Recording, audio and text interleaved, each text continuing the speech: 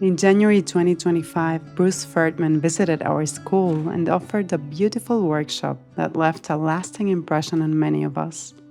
A few days later, I had the chance to sit down with him for an interview. As usual, I started with my favorite opening question. Was there any early sign or any hint that he would one day walk the Alexander path? Well, I didn't know what Alexander technique was, but I was a natural mover because my dad was a really great athlete. So I think it was genetic, actually. So I was, I guess you'd call it hyperactive as a child, and I had speech issues. I stuttered. So something was out of balance with my energy. It was like I couldn't control myself and my energy the way I wanted to when I was a kid. From the time, not until I started school, when I was about 6 or 7, was when this started to happen. And so that became my life riddle. Like, how do I manage my energy? How do I conduct myself the way I want? And being a good mover and being really physical and having that problem, it made sense that I would find a physically based approach to solving that problem. And really, I think I spent my whole life pursuing that solution. And I'm happy to say that at 73, I've pretty much gotten there.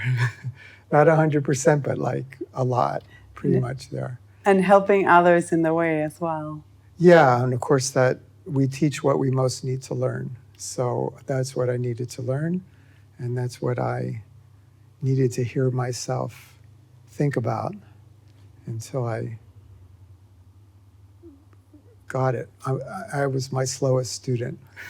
So, And you've been a teacher for a while, right? well, I started teaching movement when I was 12. So it's 61, almost 62 years. And I started using my hands immediately when I started teaching. I was at a swimming pool because in my day camp, the counselors couldn't handle me in a group. I was just too crazy. So Barbara Bronstein at the swimming pool said, "Give me Bruce. I like Bruce. Just give him to me, and he'll spend the day with me." So I started my mornings with like 30 laps. And I was a good swimmer, and I was a good diver. And so I taught little kids how to swim and dive. And right away, I'm working with their feet. I'm getting their bodies to rotate, not to oversplash. And then I'm getting them to turn their heads in a way where they're not like, and with diving, you know how little kids, they go like this and they think they're diving, but they're jumping in feet first. And then how to get them to I would get them to squat. And then I take their head here and their pelvis here. And and eventually I could get them to dive. And so I just had a knack for it. And then when I was a gymnast, I just started teaching gymnastics because I was better at it than everyone. So my teammates would say, "Bruce, will you teach me how to do that? How do you do that?" I said, "Well, you're holding your hands like this on the rings. You need to hold them like this on the ring." I could somehow just analyze. Yeah, and I notice now that you teach a lot by telling stories. I do. I learned that not from Alexander teachers. I learned that from a Rabbi Zalman Schachter, who I studied with for about 10 years. And he originally came from a Hasidic tradition, but then became a very progressive, wild rabbi. He became the head of the Department of World Wisdom in Naropa. He was friends with the Dalai Lama. He was just a super cool guy. and a captivating storyteller.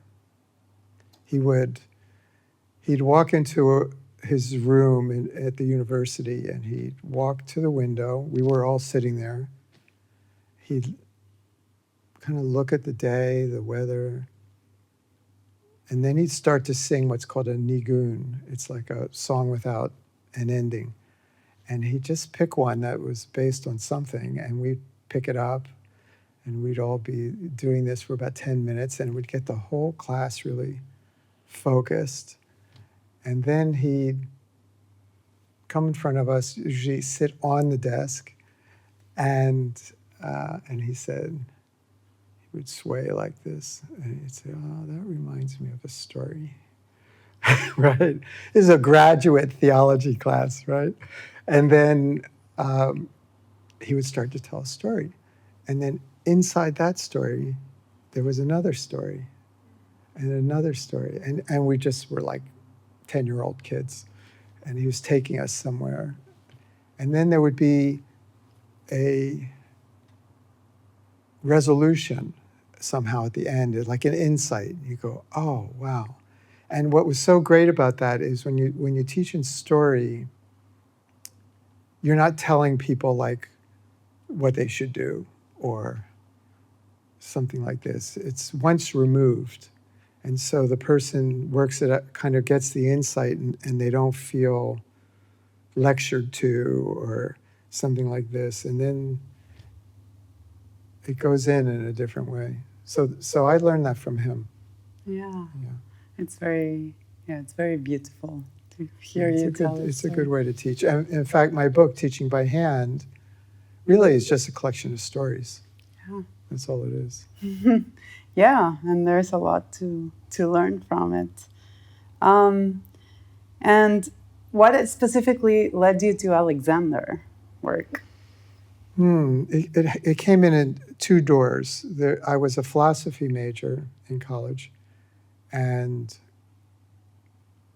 it was this late 60s. So Aldous Huxley was popular. He had done this book, The Doors of Perception.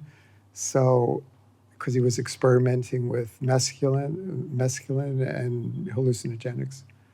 And so we thought he was pretty cool because he wasn't just like a dropout. He was like a really learned man. And I remember reading The Perennial Philosophy, a book he wrote. It was beautiful. So there's a book he wrote called Ends and Means. And at the end of that book, he starts writing about Alexander. So that perked my interest. Then when I started to transition from being a gymnast to being a modern dancer, because as a gymnast, I was always designing everyone's routines and figuring out how this movement transitioned and worked well with that movement, and then we could go here, and I got really, and I was studying aesthetics in college too. So that sort of came together, and I realized that I needed to go into a physically based art form that was more aesthetically oriented and not competitively oriented. So I took my first dance class in 69, I think it was, or 70. And I was at a conservative college, and they said I couldn't take it because I was a man. I said, wow, well, that's interesting. I went to the president of the school. I said, I want to take this class, So they let me.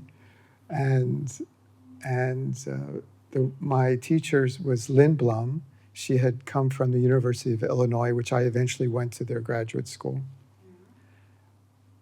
And my habits in gymnastics were so strong that I had trouble learning certain dance movements. Gymnasts always bring their arms up like this, and then they do this, and I had to do this, and I could jump, but I couldn't land softly on a wooden floor. I was used to landing and quickly and straightening my legs, and I had mats. So I had to unlearn things. And Lynn Blum said, I think Alexander work would be good for you. And she taught me lying down work. She taught me some things. And then I started looking for a teacher. The first teacher I found, I was teaching movement for the elderly in a program in Philadelphia and dancing with a dance company and going to graduate school in dance.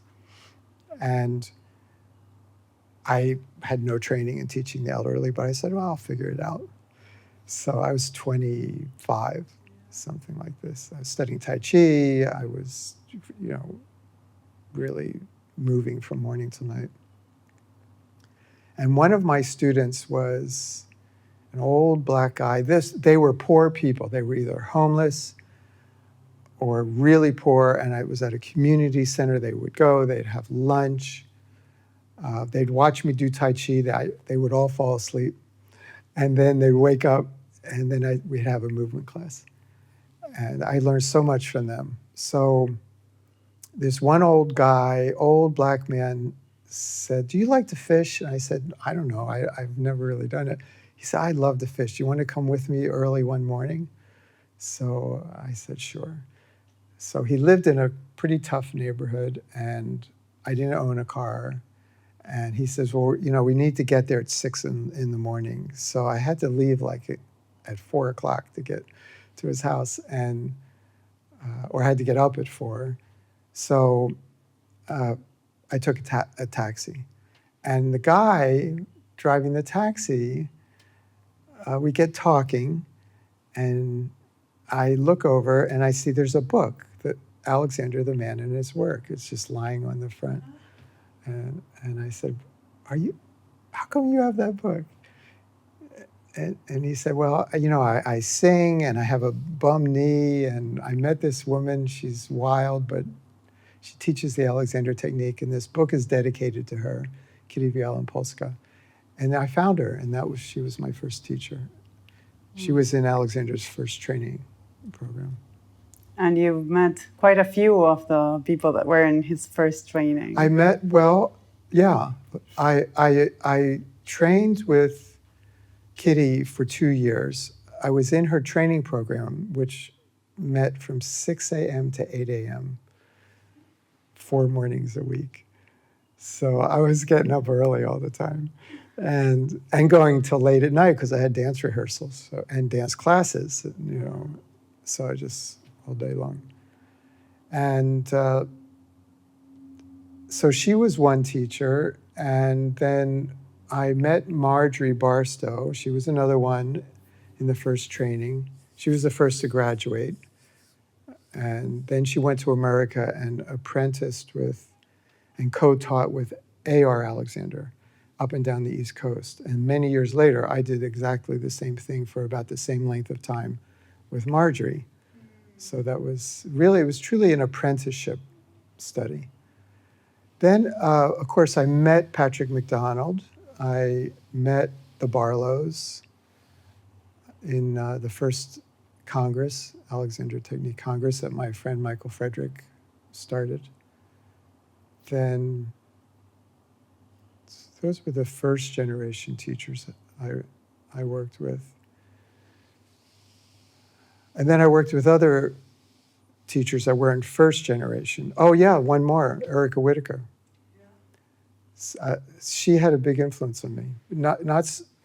She did some work with me, but when I was invited to teach in Australia, I was so impressed with Erica, I said, will you come to my workshops and so I can have the benefit of your observations? And she said, no one's ever done that for me. No one's ever asked me that. So she would watch me teach, and I'd say, what do you think? And give me some feedback. She said, this is really interesting. Bump, bump, bump, bump. You talk about it this way, Alexander, it's just what Alexander was teaching, but he used this kind of language. These patterns are really interesting. I think you should, instead of just keeping them going, I think you should go like this and then pause right there and just be there for a while. And then and she'd give me really good feedback. At one point, I said, I'm in Philadelphia and you're in Melbourne. What can we do? And this was so long ago, technologically speaking, that I'd call her up once a month on the phone. And I would ask her questions that I would get from my trainees. And then she would make an audio tape for me, right? And answer the questions. And then she'd put it in the mail. And then it would go however it came to us, right? Wow. And then we'd sit down, our students, right? And we'd listen to Erica. And we did that. That was so sweet. And eventually, I brought her to Philadelphia, really far. And that was great. And she was there for a few weeks. Then many years later, I think it was the 5th Congress. No, I don't know which one, but it was in Freiburg, I think, Germany. She was getting up there. And she said, yeah, I'd love to go, but I don't know, traveling's really hard. I said, I'll pick you up. I'll take you, I'll get a wheelchair. We can do it. And so I did. I went to Scotland, where she was, and got to see Van Morrison, got the last ticket to that concert. It was fantastic. And she came, and then I did this whole thing where I talked about my experience with Erica, and there were about 100 teachers there, and we kind of honored her at that Congress. That's beautiful. Yeah. I was thinking, about the way that you teach, and it feels like you're embracing people. Like it really feels like an embrace. That's what I do. Yeah. Yeah, they are embraces. Yeah. They're, it's like one time I studied tango for a little while. It was a really dark period in my life. I loved it, and I did really well in class, and then I couldn't remember anything. My brain was mush, I just couldn't remember anything. But I had some great lessons. I had a lesson with Pablo Verón in Wuppertal, and one lesson. And he said, let me see you dance. Just one dance from one song from beginning to end. So I do. And he says, now this is so interesting. You're a relatively beginning tango dancer, but you walk so well. I have to always start with walking. No one knows how to walk. You know how to walk. Well, why do you know how to walk? And then he said, and then the next thing I have to do with everyone is I have to work on their embrace. He says, you have a gorgeous embrace. I don't know why. Like you're so good at that. You just don't know how to dance. You don't know tango. So then he'd say, okay, that phrase. You do it really well. Well, you could start it this way, and you could start it that way, and you could start it this way. And then you could finish it like that, or like this, or like that, And of course, it was incredible. And he had me dancing so well in 1 hour. And then I forgot everything afterwards. That was it. So. Well, you haven't forgotten how to walk or how to embrace. No, that part I have. So the embrace, I explained to people that I am a close embrace Alexander teacher and not an open embrace Alexander. Although I do that sometimes too. But there's a kind of, I don't know what it is, Edwardian, Victorian distance, formality that is still in the Alexander world that comes from a certain period and a certain culture. And, I was a gymnast. We were in there working with each other, saving people's lives, spotting. And then I was doing Aikido and, and you're close and you're won and contact, improv. And, really physical and American and hippie, it's like a different culture, a different country, a different background. And so my style was really physical almost more like a physical therapist, but a kind of magical and enlightened physical therapist, right? And in fact, I trained a lot of physical therapists because they would say, well, how do you get that like that? You're not using any effort. And everything's changing. How do you do that? So I taught in Göttingen for 10 years at their university with physical therapists. And so I developed my own way, which is closer because I don't have to work so hard. And my elbows stay close to me, my hands stay close to me. I'm bringing the student in. It's almost like I'm a kangaroo. I'm putting them in my pouch, and I'm bringing them into my nervous system. And then my spine is really close to their spine. My feet are almost under their feet. It's just close, and I get stronger results that way. Yeah. It's just my own style. Yeah, I know. I loved it, and I see how it's influenced by the martial arts and dance. Yeah, and it isn't the way Marge taught. So I have, from what many people have told me, and I think it's true, I have the essence of Marge's touch in my hands, and I have the understanding that Marge had, because I studied with her a really long time and then practiced forever, But the style is really different. It would be like we're saying the same words, but I have a totally different voice. And you said a phrase that she said that I liked. You have to know where you are before you make a change. Yeah, this is really great because, it's like, if you're driving and you have no idea where you are, you're just totally lost, how are you going to get to where you're going? You have to pull over the car, pull out a map or whatever we use now, and then figure it out. And if you couldn't figure out with a map, you could have to ask someone, right? You have to say, excuse me, do you know where I am? I'm totally lost, right? And that's what we do when we go to an Alexander teacher. We're confused kinesthetically, like we really don't know where we are. Because, if we're hurting, we don't know why we're doing something, but we don't know what we're doing. We're lost. And so you need to get direction somehow. You need to get instruction and learn from someone who knows where they are.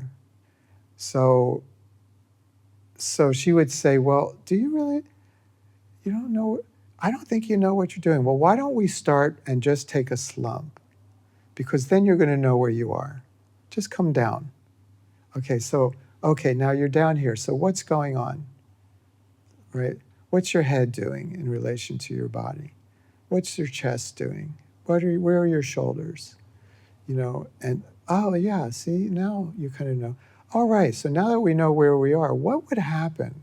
I wonder what would happen if you just sensed my hands and ever so delicately just go with my hands this way. And then just a little bit, let your head move away like this. And let your whole body immediately follow. And she just like silk take us somewhere else. But then, because she had spent time getting us to feel and know where we were, when we drove this way, when we went this way and ended up here, we could say, oh, I was there. And now I'm here. Now this we didn't know, right? But we weren't lost. We were just in a place we don't know. It's like, whoa, where am I? It seems like a great anchor to go into the unknown, right? Yeah, and then we had to figure out, where is this? Uh-huh. And it's not so much where, but what is this? Marge used to say, it's not a where, it's a there you are. I like that. Yeah, yeah. And what is, I'm just closing with a few like random questions.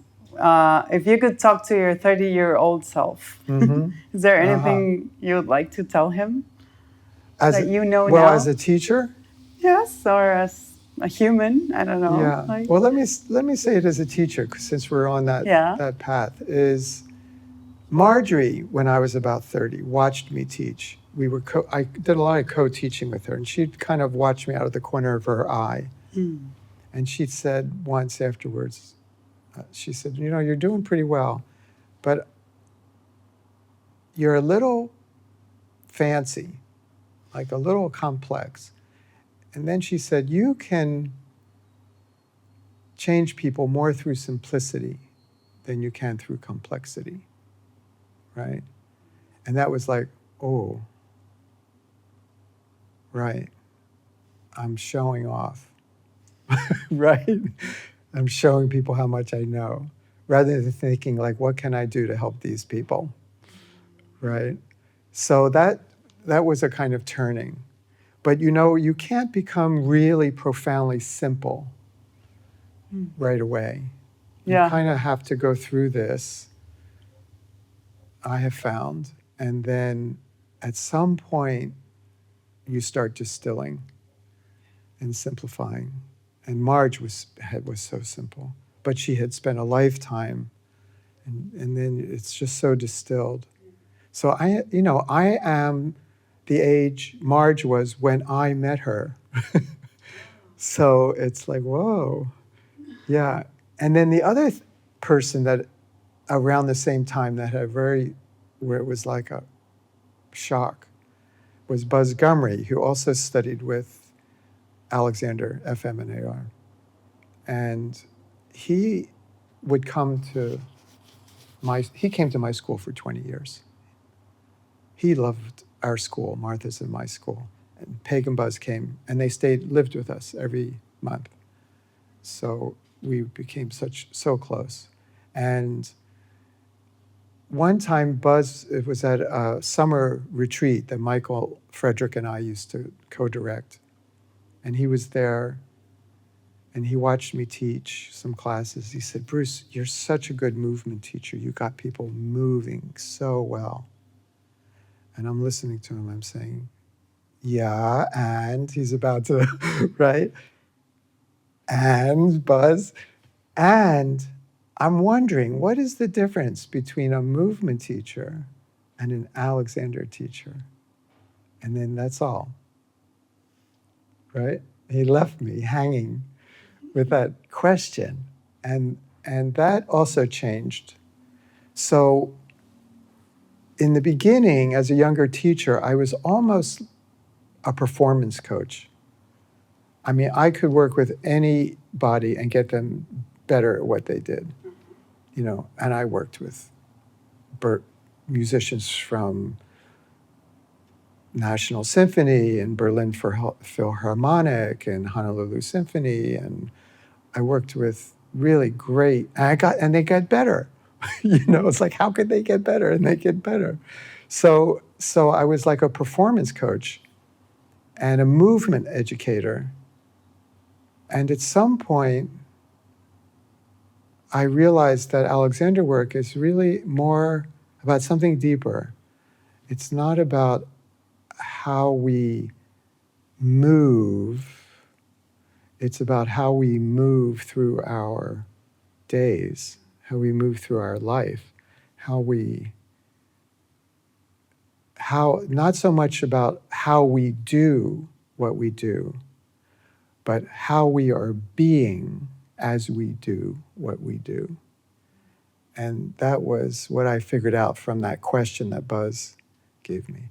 And that changed my work profoundly. And when you read Teaching by Hand, Learning by Heart, which, by the way, has just been translated into Spanish, and we are going to get that book out in Spanish, then you can see that as a mature teacher, that's where I am. Great. And In the last 5 years, is there a new belief, behavior, or habit that has been enjoyable? Or What a great question. A new belief, habit, or what? behavior, or like something that you started to do that is It's new? something around belief. Let me think about that for a second, because there is something in the last 5 years. Well, it's been about 5 years since the beginning of COVID. And